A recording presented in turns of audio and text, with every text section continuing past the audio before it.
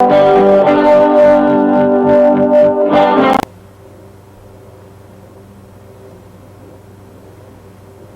esta lección estudiaremos la estrategia de ventas de la empresa como continuación del proceso de marketing, cubriendo dos aspectos fundamentales: la elaboración del presupuesto de ventas y la estructuración y evaluación de la organización de ventas.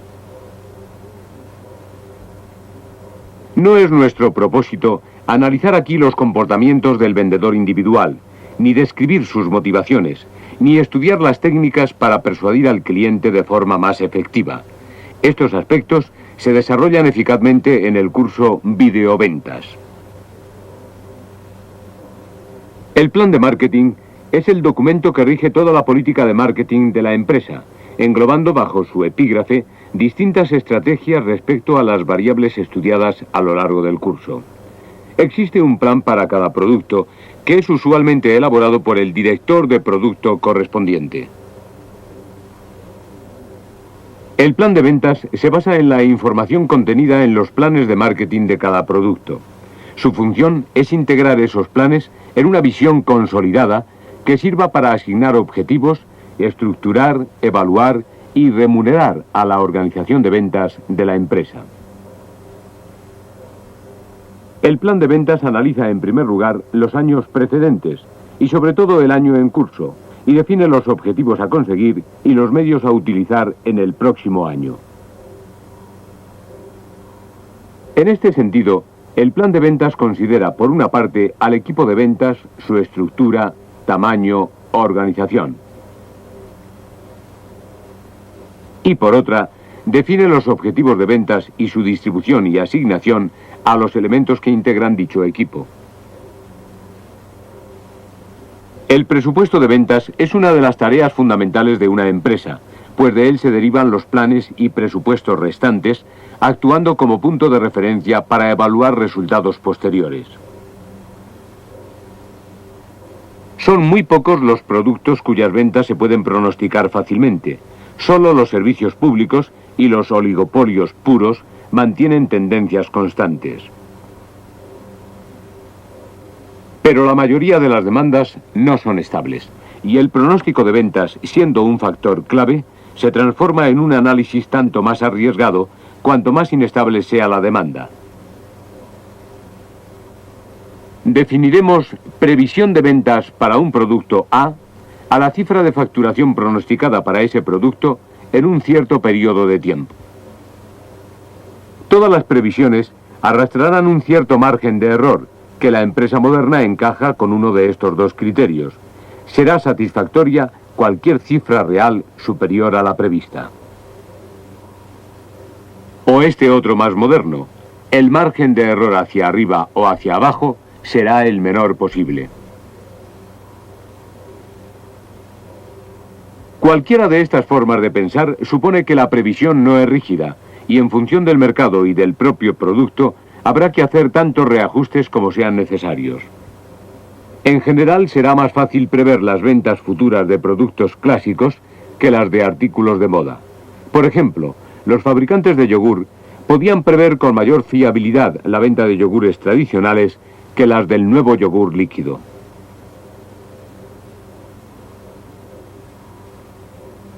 Una de las fuentes de previsión de ventas surge del propio consumidor, si está bien informado y tiene claras sus intenciones de compra.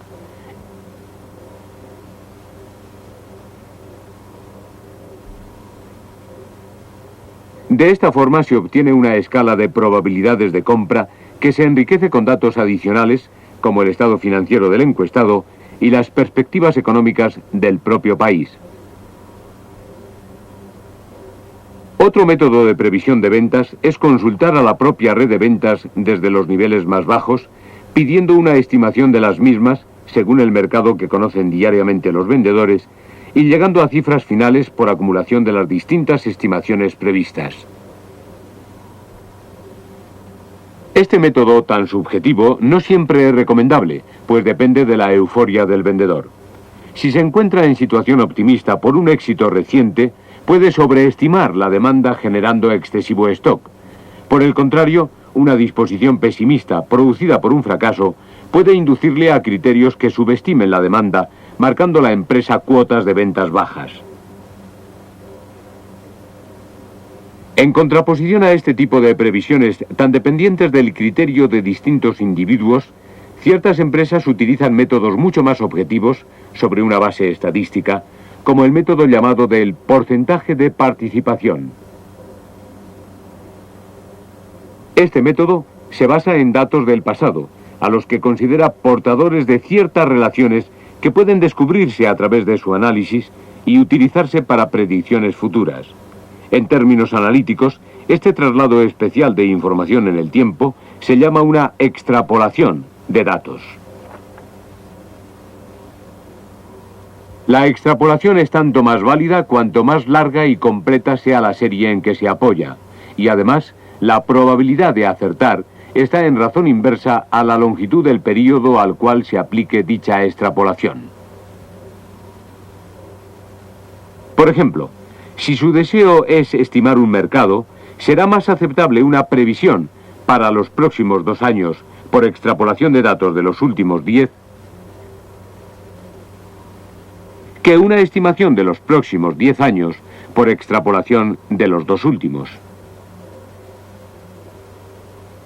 En otras palabras, una buena extrapolación procederá de una secuencia larga y completa de datos históricos aplicada a un corto periodo de tiempo. El primer componente a analizar al aplicar el método del porcentaje de participación es la dimensión del mercado, extrapolando datos del pasado. Esta extrapolación se realiza gráfica o analíticamente. Gráficamente consiste en alargar el trazo inicial, suponiendo que la tendencia histórica tendrá la misma continuidad en el futuro. Es conveniente, al extrapolar datos, eliminar aquellos que corresponden a períodos singulares, como años de guerra o escasez extrema, que dan origen a mercados anormales. Desde el punto de vista analítico, el problema se resuelve por el procedimiento llamado de los mínimos cuadrados, determinando la ecuación de la recta que más se aproxima a la secuencia histórica. Una vez estimado el mercado, el método del porcentaje de participación estudia un segundo componente, precisamente la participación del producto en el mercado. La participación es el porcentaje que del consumo total de producto le corresponde a la marca que realiza la previsión de ventas. Un método para conocer esta participación es por extrapolación de los propios datos históricos de la firma, relacionándolos con el mercado global de cada año y con los resultados de otras marcas.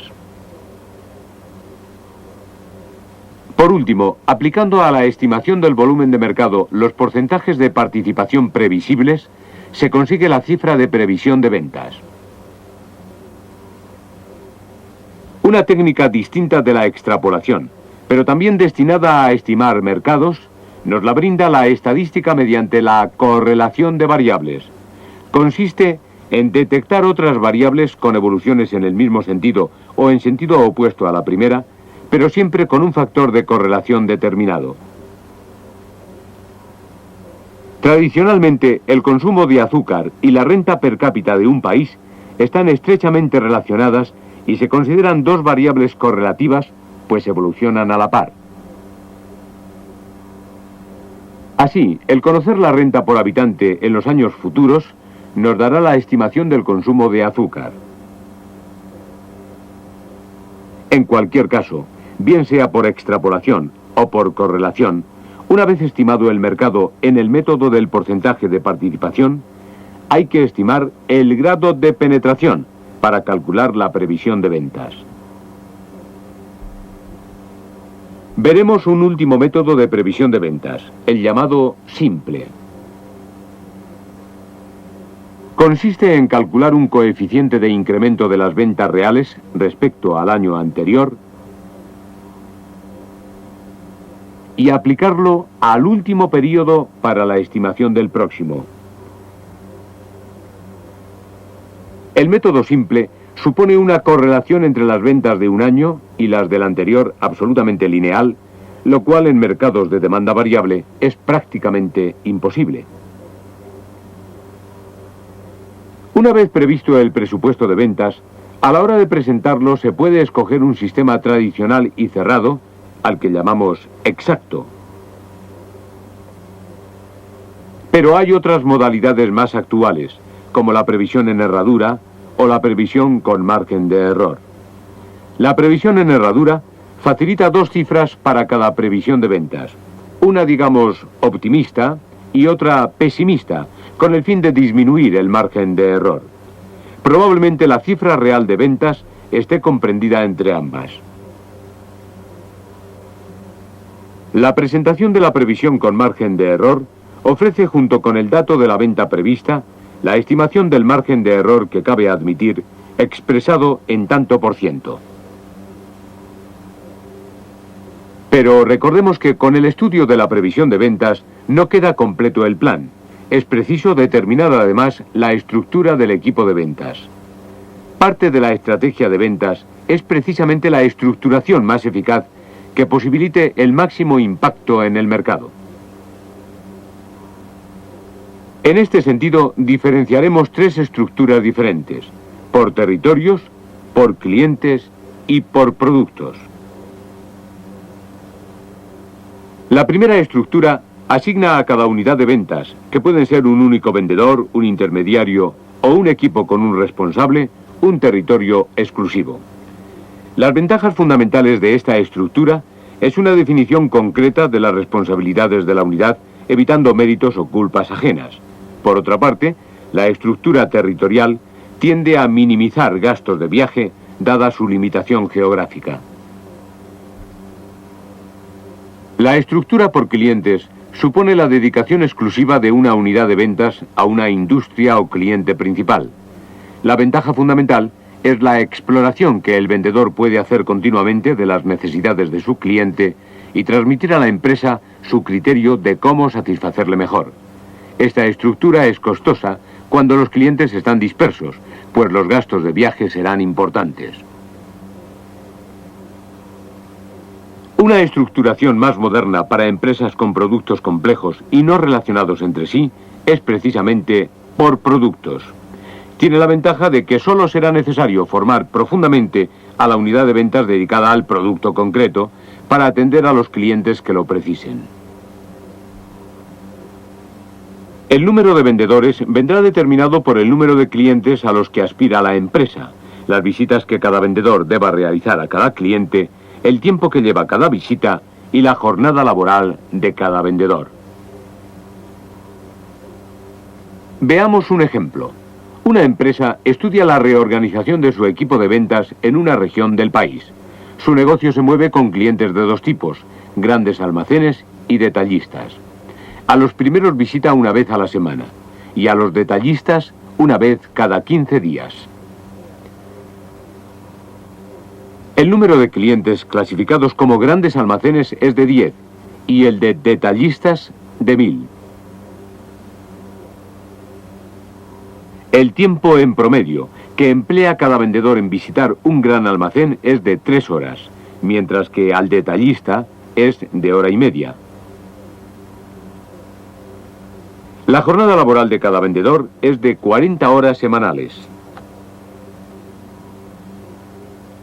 Con todos estos datos, la empresa quiere saber el número de vendedores que debe utilizar. Este cuadro muestra las horas de trabajo que tiene que desarrollar la fuerza de ventas para atender al mes a todos los clientes de la zona. 10 grandes almacenes con visita semanal de 3 horas necesitan 120 horas mensuales de vendedor para realizarlas. Los detallistas absorben 3000 horas mensuales de vendedor que proceden de la visita quincenal y de la hora y media dedicada a cada una. Dada la jornada laboral de 40 horas semanales, cada vendedor desarrollará en un mes 160 horas de trabajo. Al dividir la suma total de horas necesarias para atender a los clientes al mes por las que lleva a cabo un vendedor, se obtiene el número de vendedores necesarios. A la hora de seleccionar el personal de ventas, Se precisan criterios basados en las necesidades del negocio. No necesita el mismo tipo de vendedor una empresa de ordenadores, cuyos productos son altamente sofisticados y de gran precisión, que la empresa dedicada a productos de gran consumo.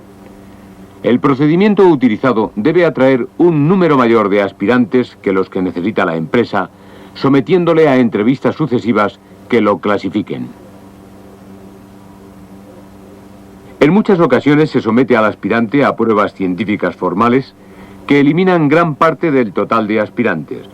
Estas pruebas, estandarizadas, miden no solo la inteligencia del individuo, también su tipo de personalidad, intereses que le empujan al puesto, su habilidad para relacionarse con otras personas y sus aptitudes para vender. Desde luego, no todas las pruebas son absolutamente fiables, incluso algunas son manipulables por el solicitante, pero hasta este punto se puede considerar como positivo por parte del empresario, pues un individuo capaz de vulnerar las pruebas puede resultar igualmente hábil a la hora de manejar objeciones con el cliente. Una vez reclutado el personal, cada vez es más frecuente que pase una época de entrenamiento hasta que cree sus propias habilidades. Varias son las etapas de un buen entrenamiento. En primer lugar, el futuro vendedor deberá conocer la empresa por dentro e identificarse con ella, su historia, la estructura que la integra y a las personas que la dirigen. También el conocimiento de los productos, cómo se fabrican y su utilización reforzará su capacidad de movimientos. El vendedor sabrá de la competencia, con el fin de aplicar las estrategias necesarias a cada caso cuando trate con el cliente. Por último, el entrenamiento ha de contemplar los principios básicos del arte de vender. La remuneración de un vendedor en general está pensada para estimular su propio ejercicio. El destino de una cantidad fija es dar estabilidad a sus ingresos, mientras que las cantidades variables, en forma de comisiones o bonificaciones, estimulan a la vez que remuneran un mayor esfuerzo. Muchas empresas establecen cuotas de ventas para sus empleados, en las cuales especifican lo que deberían vender en el próximo periodo.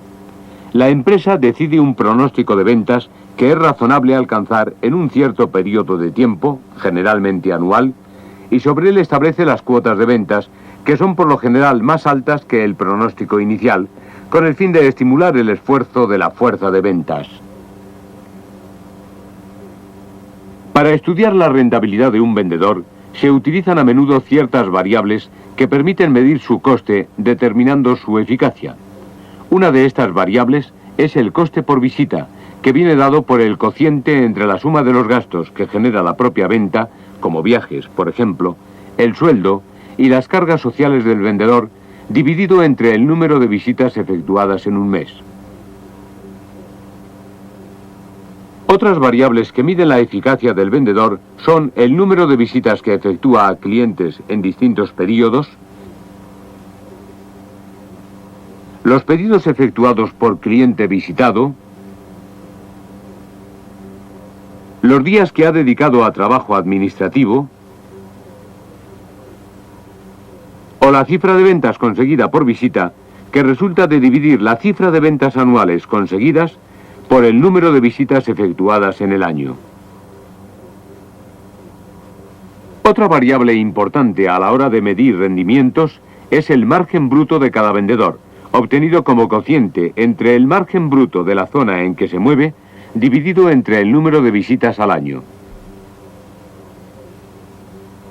Con estas cifras, la empresa dispondrá en todo momento de datos que permitirán evaluar a los distintos vendedores, tomando, si fuera el caso, medidas adecuadas. A continuación repasaremos los conceptos más importantes desarrollados en esta lección. El plan de ventas considera al equipo de ventas, su estructura, tamaño y organización, definiendo los objetivos de ventas. La previsión de ventas para un producto A es la cifra de facturación pronosticada para ese producto en un cierto periodo de tiempo. Existen varios métodos de previsión de ventas. El método de la encuesta para determinar la intención de compra determina una escala de probabilidades de compra basada en el criterio del consumidor. Otro método de previsión es la consulta a la propia red de ventas desde los niveles más bajos, pidiendo una estimación de las mismas y llegando a cifras finales por acumulación de las distintas estimaciones previstas. El método del porcentaje de participación es mucho más objetivo. Se trata de aplicar a la estimación del volumen de mercado los porcentajes de participación previsibles.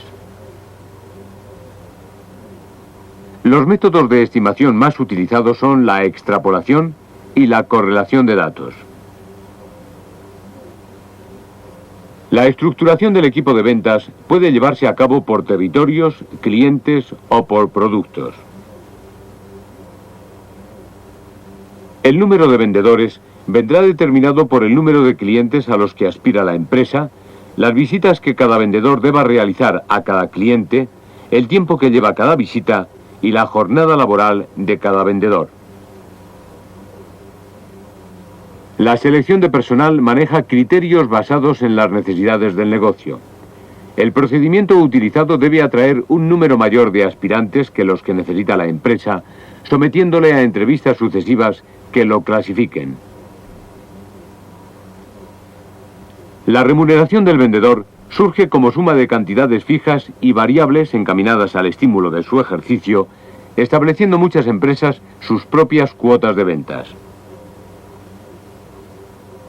Los parámetros más utilizados para estudiar la rentabilidad de un vendedor son el coste por visita, el número de visitas en un periodo determinado, la cifra de ventas y el margen bruto.